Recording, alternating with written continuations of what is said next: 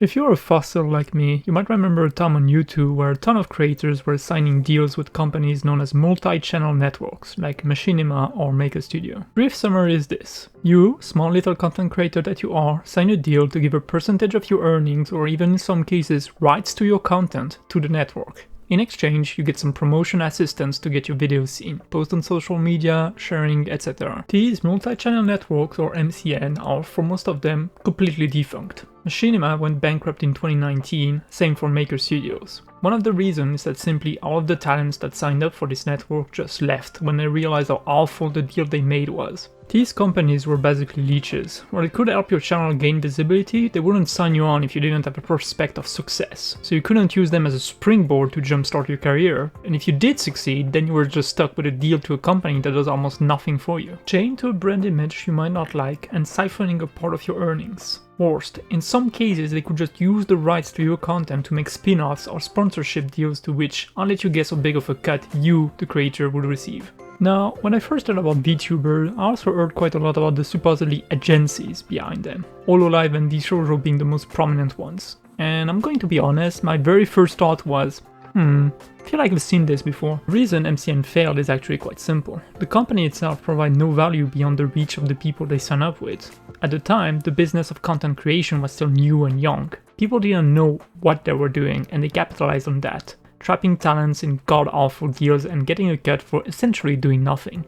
Anyway, what's the business plan for VShojo? Sign talent to grow the brand image, take a cut of the streamer earnings, make derivative products based on the likeness of your talent? Well, wait a minute. Obviously, I am also an opportunist, and not that they land themselves in hot water, they are easy prey. I expect at least a week or two of bashing VShojo as more drama comes to light as the company falls apart. But I'd like to take this moment to get a broader view of why did they fail, and most importantly, why in my opinion, this was inevitable. Let's zoom out for a second and consider the very real business of content creation. Put simply, you make content, videos, stream, whatever. Who wants to hold the tungsten cube? That people likes. People click on your content, yay, you're famous now. Companies want to sell products. To do so, they need someone to show the product to prospective buyers, i.e. your audience. So they either pay you directly or through YouTube and Twitch to show an ad to your respective audience. We gotta listen to each other. A-Train's Turbo Rush Energy Drink. You get money for the service rendered. If you are a very famous content creator, we could be talking a lot of money, like 6 figures, for basically getting in front of the camera and saying, hey, I wanted to talk to you about this brand. Part of the perk of this business is that unlike a traditional job, you tend to get a much more direct share of the earnings. The platform itself gets a cut of course for hosting your content, but that's it. Fundamentally, there's only 3 actors in this transaction. You, the platform hosting the content on your behalf, and the company that wants to do the advertising. This is a pretty good scenario for the would-be content creator, as that means the only person you need to cut in on your profit is the platform itself, allowing you to retain most of the deal value. Now, VShojo, and in fact any VTuber agencies, are not charities, they are for-profit businesses. In fact, VShojo is quite literally backed by venture capital. They're not doing this out of the kindness of their heart. They are here to make money, baby!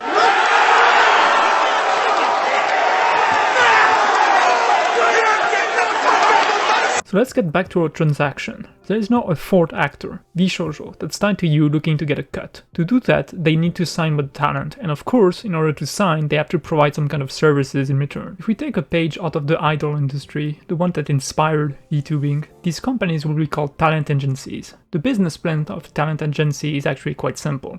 Find young, promising idols, offer them what basically amounts to a career Kickstarter. The agency will not just promote the new and upcoming talent, but will seek out deals on their behalf, get them sponsorship and the likes, organize events, and make sure the venue is ready. If we go back to VShojo, all of their talents are streamers. Part of the business behind talent agency is that taking care of all the logistics and networking around concert is actually hard to do on your own, and having people dedicated to this is definitely helpful. Not to mention that idol tends to operate in groups, not as individual entertainers. But for streaming, there is no logistics. If you want to go live, you can do so at any time. You don't have to reserve a venue for a concert, move thousands of dollars worth of equipment across the country, get security involved or whatever. You just press start streaming in OBS. VShojo as a company is facing not just bad management, but a fundamentally flawed business plan. And unlike in the traditional idol industry, VTubers do not need such an incredibly large and most importantly expensive staff to do their jobs.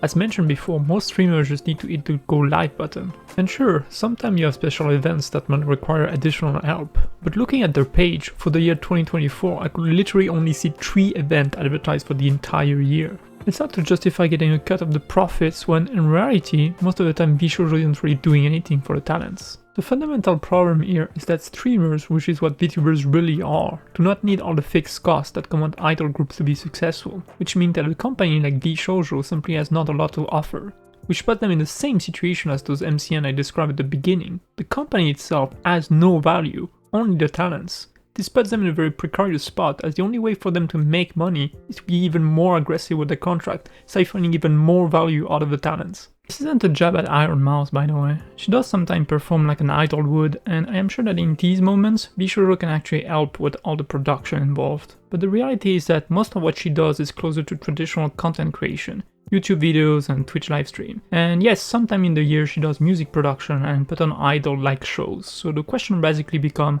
does VShojo really deserve a cut for all of this, when most of the time they don't really do anything?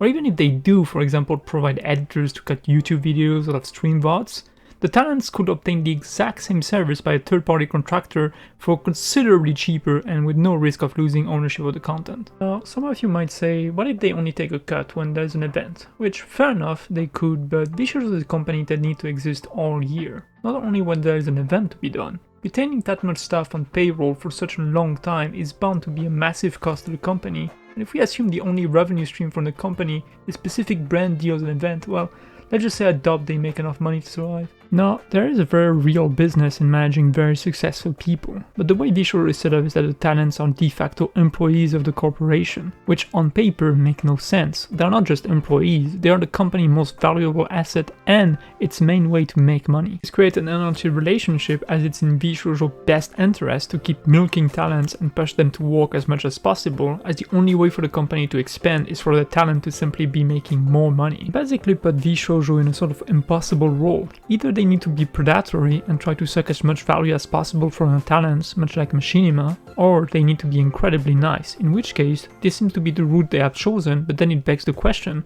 why does this company that seemingly doesn't do a lot deserve to get a cut of the profit? The company itself is only as valuable as its most prominent members. Nobody is tuning in on the stream because it has a VShojo logo. One of the biggest perks of content creation is being able to retain most of the value you create. Your brand is personal, not beholden to a corporation. All of the services that VShojo gave to the members could have been done through third-party contractors and didn't need the employer-employee relationships that came with it. Much like the MCNs, VShojo has no real value beyond that of its members. There is nothing unique that they do, and unlike traditional idol businesses, their operations are not essential to the activity of the talent. Now, I've talked a lot about the business side of things, but on a more personal note, I also think that the talent agency system is awful. And the only reason it exists in the idol industry is because there needs to be an entity that manages all the fixed costs that are associated with concerts. If there's anything to take away here, is that talent agencies' goal is to extract value out of the talent they manage. The idol industry is ripe with stories of abuse and broken dreams, specifically because of these same agencies. When you break it down, VTubing is just a different form of streaming. That comes with the massive perk that the fixed costs of streaming are negligible.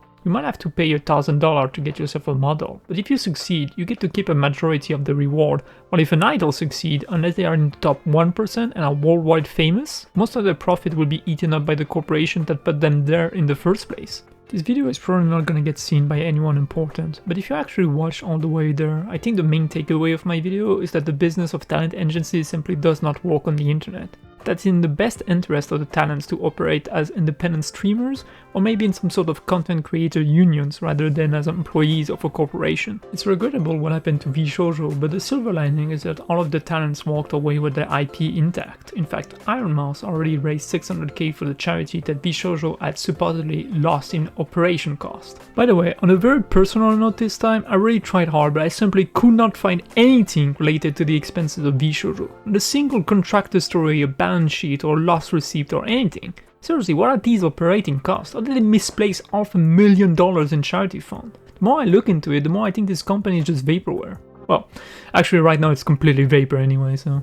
I think one of the greatest things about content creation is that your brand is mostly personal. While this is sometimes a bad thing, you truly own what you create. In a way, corporations are not able to simply suck it out straight from you. Thankfully, VShojo is not in a terrible spot. And with the top talent gone, it's likely the company will cease to exist in the years, if not months to come. Actually, slight correction, it's looking more like it's gonna be days. It's also unlikely they get more VC funding, as they were already on the third round of funding, and after such a debacle, I doubt they'll be able to find willing investors. I hope Iron Mouse doesn't blame herself for the company failing. The truth is that it's the people behind the company that are responsible for their employees. It is not up to her to keep their sinking ship afloat. To them, she's just another money machine, and if things had turned out differently, I am sure they would have dropped her without hesitation. I hope she gets that money back. So what's the moral of the story here? Just pay attention to whom you do business with, really. This world is vast, and we live in the era of the con artist. As money starts pouring in, so does the vulture looking to get the piece of the pie for as little as effort as possible. If you're a smaller content creator, it can be easy to be lured by the promise of bigger audiences and bigger numbers, more established structures and so on. But you must never forget that there's a lot of people who want a piece of the pie you're cooking, and not all of them have good intention. Have a good one.